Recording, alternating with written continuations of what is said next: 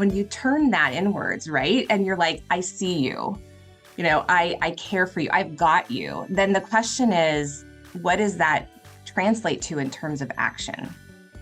And sometimes that action is going out and doing something, and sometimes that action is doing less. Welcome to the Happiness and Progress podcast. I'm your host, Danielle Craig. I'm an Emmy Award-winning journalist, an international speaker, a mom, wife, and you know what I like to say, just a person looking for more joy in the everyday.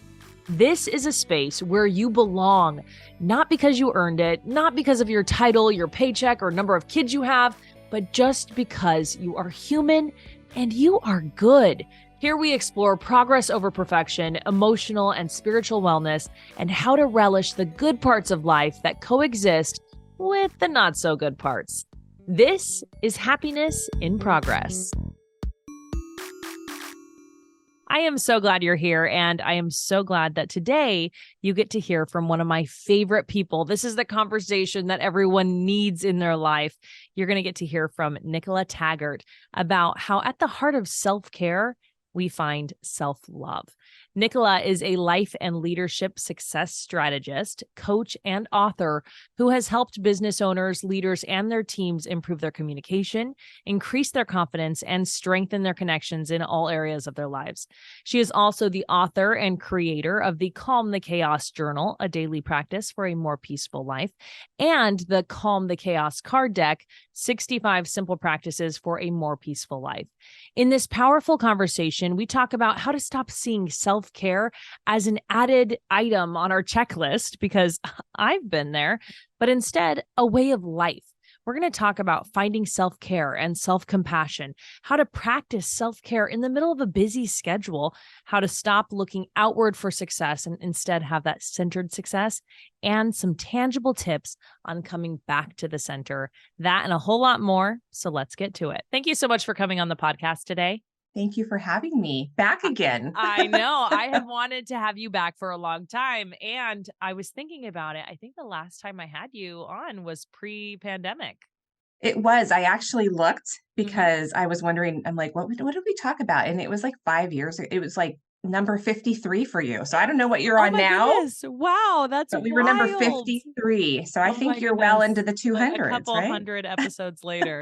Yes. But I was a lot's happened. And I think we were talking specifically about the holidays. So I'm so excited that we are, and a lot of what we talked about works all the time. Yeah. But I'm really excited to talk a little bit more generally about these things. And one of the reasons I wanted to have you on is because this month I'm focusing on self-care. And you are one of the people who's taught me that self-care also includes slowing down, not adding things to the to-do list. Yes. Yes. So tell me a little bit about what self-care is to you in that sense.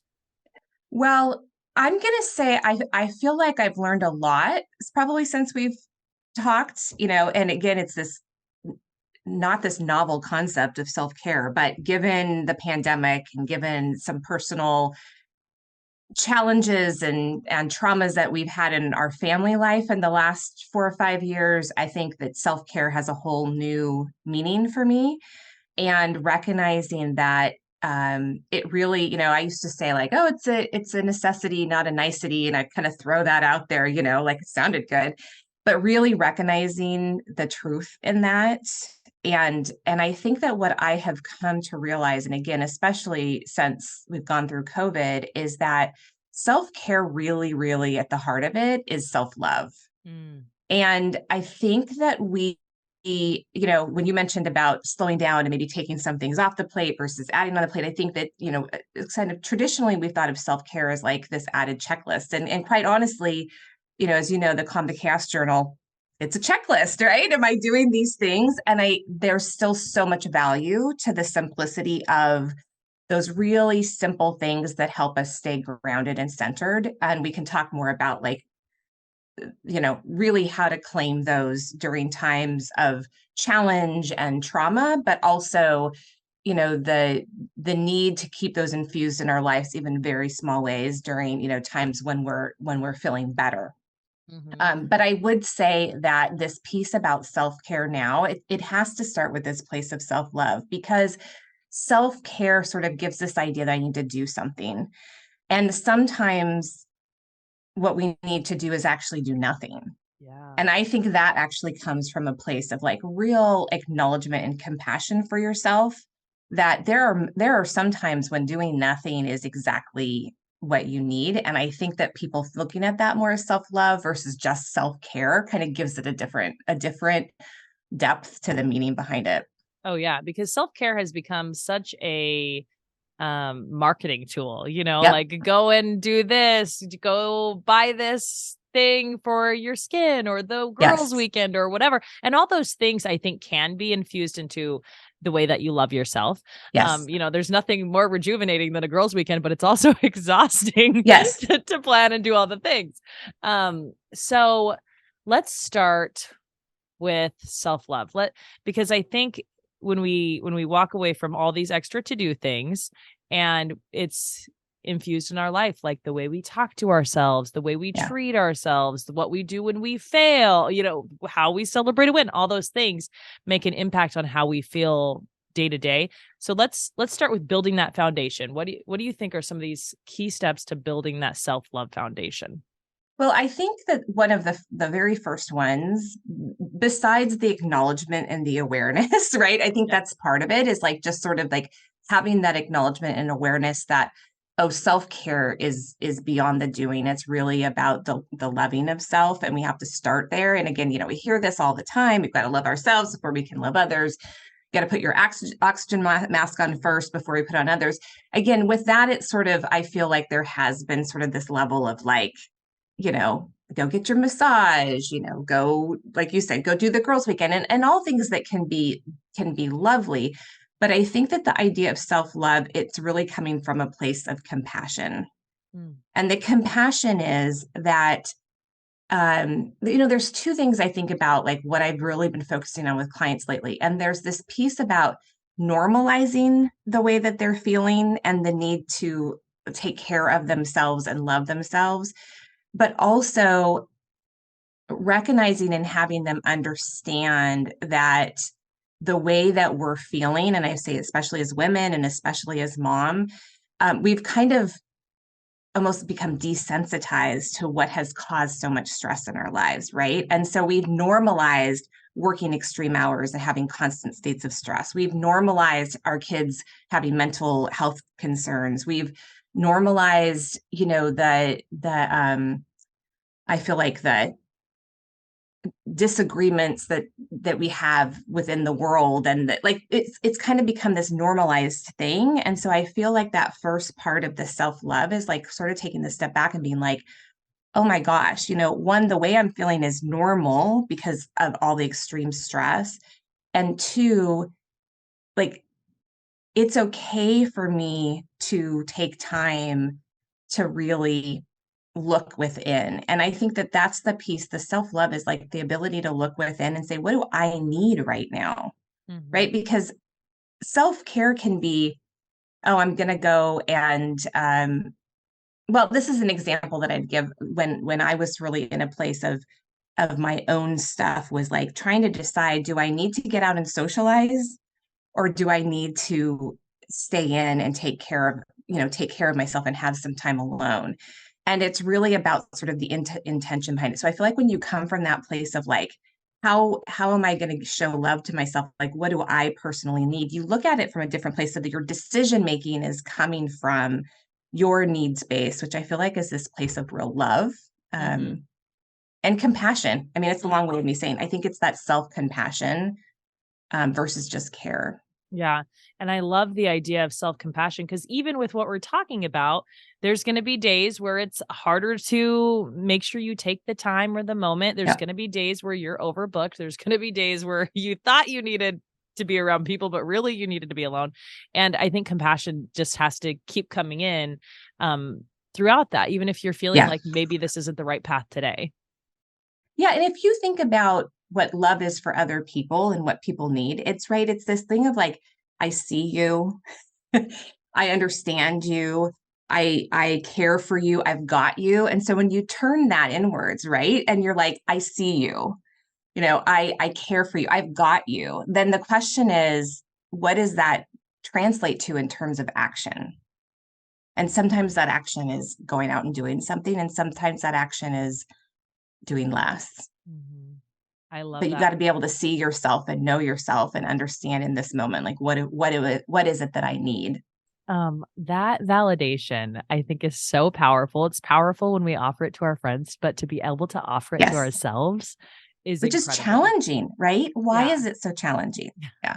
Yeah, it is. Because it does require us to slow down, Mm-hmm. right? And so I Mm-hmm. think that's the second piece. And that is what I'm working on over and over and over again right now with people is that pause. So even if your day feels really overwhelming and there's a lot going on, and honestly, again, this time of year, there's not a lot of white space built into our days and our schedules. I mean, you've got young kids. I could Yeah. bet you've got the end of year activities Yep. and you've got the closing ceremonies and you've got the appointments, and it is chaos. And so even if you don't feel like you can block out, a chunk of time for yourself, that compassion place is also just pausing every so often throughout the day and kind of doing that check-in, like taking that breath and like, okay, I'm here. Am I present? Am I being present in this moment? Checking in with yourself, like, what do I need right now? And just slowing down the breath. And you can't have that self-love and self-compassion unless you do take the pause. And just like you would do to a friend and be like, how are you? How are you doing? What do you need right now? Like turning that inward. Like, Yeah.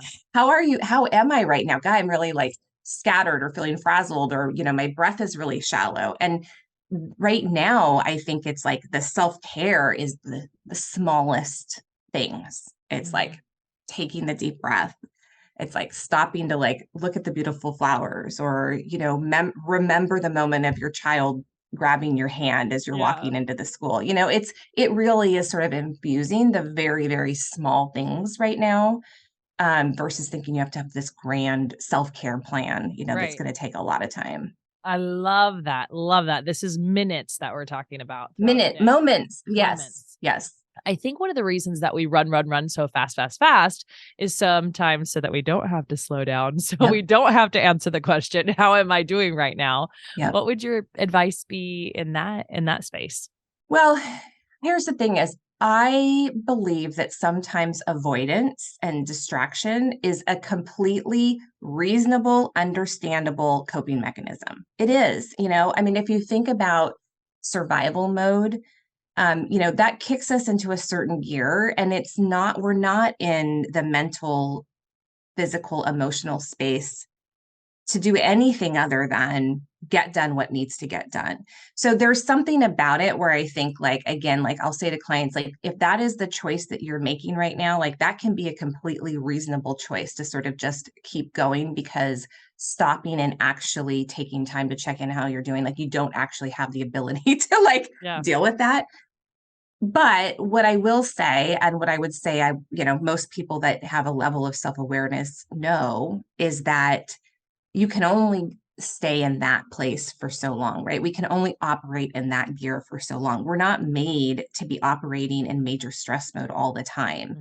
Mm-hmm. So even though we have just a natural response, like that's how we are built, is to be able to kick into survival mode when we need to. And that's whether there's a trauma or that's whether it's just like a super stressful day. But when you're in that place for too long, that's when really the harm starts, happening for us. So what I would say is that, again, it's this level of self-awareness of being able to like take a pause to ask yourself, like, am I running from something, right? You Mm-hmm. got to be able to check in and say, like, is this just what's going on right now in the moment? And I really need to get through, and I'm going to then schedule some time to decompress. Or have I created a life that just keeps me on this constant treadmill? And that's when I say, like, that may be a good time for you to be like checking in with a therapist, working with a coach, really having some maybe deeper one-on-ones with somebody that you really respect and that you trust. Mm-hmm. Because I do think that women, especially like as we're getting like older, and I don't mean Mm-hmm. like, I don't think of myself as old, but I think there's some We're wisdom 5 years there. older than the last time we talked. We are. But I do think there's a level of wisdom that comes where, on a deeper level, you do know that there is something that you're maybe not addressing. Mm-hmm. And it becomes a choice. So, like what I say to my clients all the time is if you're making that choice intentionally, because that's what you need to do right now, then I'm going to trust you that that's the choice you're making. And when you're ready to make a different choice. But if you're not actually intentionally saying, like, this is the choice I'm making right now, and you can really be like, no, I think I need to settle down, and it may be uncomfortable and it may be painful and stuff may come up, but I have one client that came to me that she honestly was like, I just can't keep living this way. Like, I need to slow down and I cannot figure out how. So sometimes it's like we don't even know how, but it's just the identifying that this way that I'm living is just not working for me. Mm-hmm. Um, I recently had a conversation with someone who said almost the exact same thing. Like literally, if you look at my planner, it is all the entire day is booked out. And I even, I'm trying to do all the things, but how am I supposed to fit this kind of stuff in? What was your advice to her? Or what would be your advice to someone who is struggling to like slow down when they have the kids they have to do, like things that are Yeah. that you can't Yeah. cancel, like the appointment and all the Yes. things, going Right. to Kids need to school and get fed, yeah, I mean, yeah. people need Well, food. so yeah, I mean, so it's a process. Yeah. It's such a process, right? And so again, I think one, we start with the place of compassion, of understanding what has led to get us to this place. And for some people, that is their own personality, their own challenges that maybe they've had, what they learned as being valuable, and the definition of success. And then a big part of it is our society, right? I mean, it's like so I think part of that is just the compassion of being like, oh, okay, I can see where this is coming from, or I can see why I'm here, and not judging, but just like observing. Okay, Mhm. compassion. But I think the process that I always go through is we have to start with getting really clear about what is your definition of success and your core values at this stage of your life. And your values some of them may always be the same, but some of them can shift depending on what has happened in your life, right? You go through a big family trauma, like that may put some certain things in perspective and change values. I think as we age and we evolve, things may shift.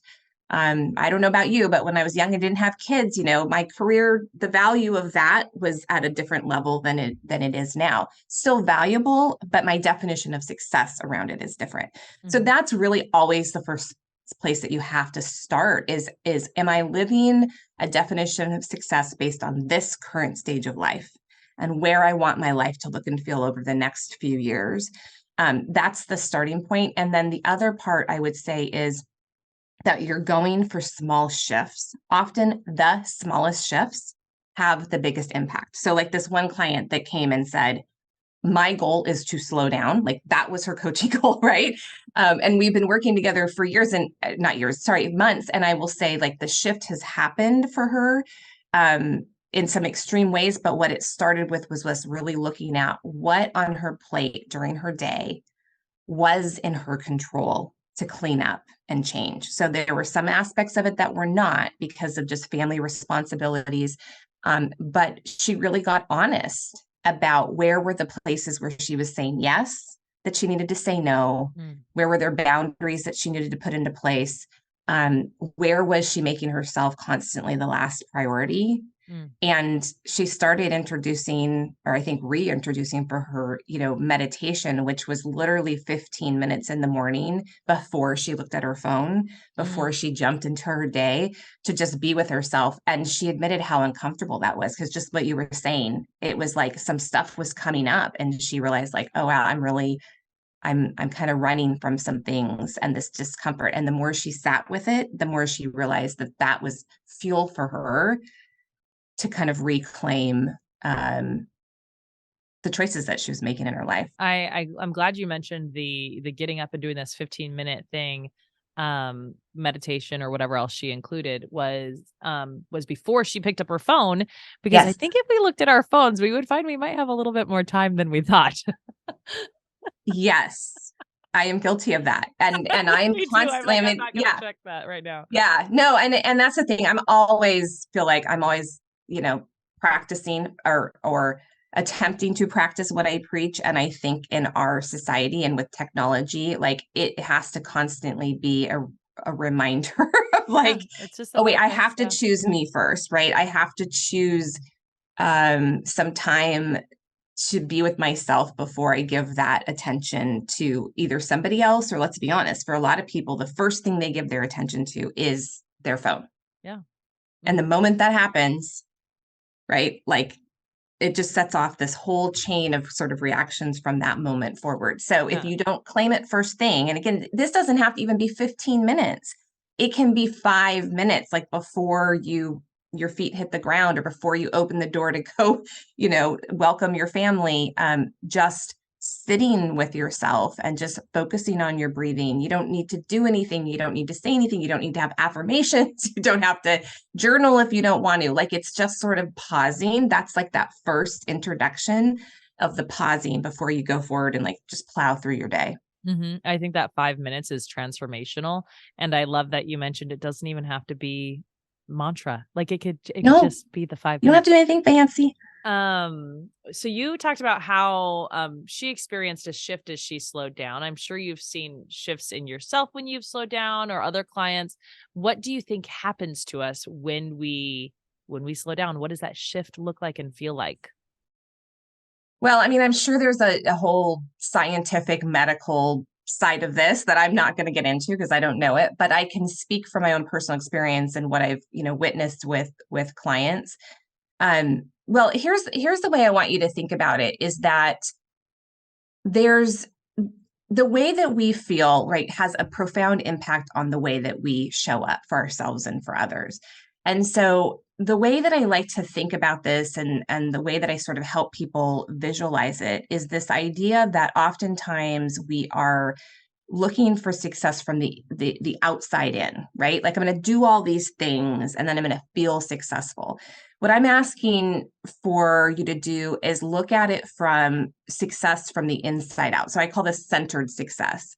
And so the idea is that like when we can find that calm, centered, grounded space within us that I believe every single one of us have, then the way that we show up for our family, our careers, our community, and ultimately the world, it comes from the inside out. The trick is, how do I keep coming back to the center? And again, there's no magic like, oh, you do this one thing and then you're operating from here. That'd be It is, so nice. right? Yeah, if we could figure out how to come up with a way for that. No, so the whole like lesson for us is like every day and every moment, like how do we come back to center? And the difference that I see and the difference that I notice for myself, I mean, the first thing is how you feel, right? I mean, they're like when I just ask people to practice, sometimes when I'm doing a talk, I will have people do a quick introduction to the person next to them without any warning and have them introduce themselves to each other. And then I will have them sit for 60 seconds, noticing their breath, focusing on their breath, both feet on the ground, and then have them do introductions. And just the difference that they will describe from how they felt. Because the first time, normally what they'll say is, I was in my head. I was thinking about what I was going to say. I was feeling anxiety in my body. And their tone of voice will tend to be higher. They will talk faster.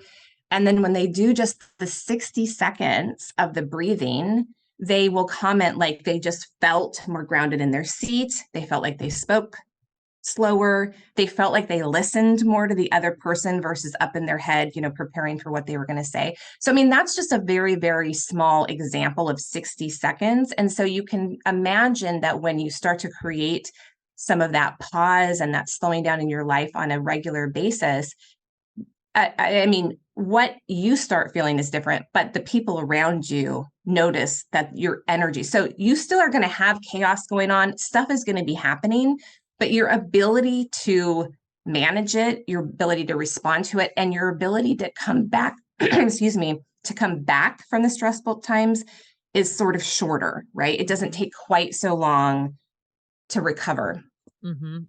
That's incredible. I love that exercise. What a great exercise. In the beginning, you talked about, slowing down not only in the hard times and the chaos, but like, and self-compassion, and self-care, not only in the hard times and the chaos, but when things are going well. And what I've noticed, I'm kind of a runner, like A-type personality. I just like to do all the things. And I have three Yeah. kids. Two of them have special things I have to deal with. And, it is excuse me.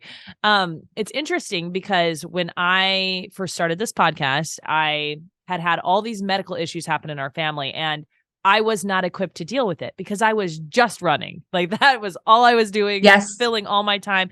And now, while I'm still busy and I still have a lot of things going on, and I still wake up in the middle of the night and say, "Ooh, I didn't send that Zoom link."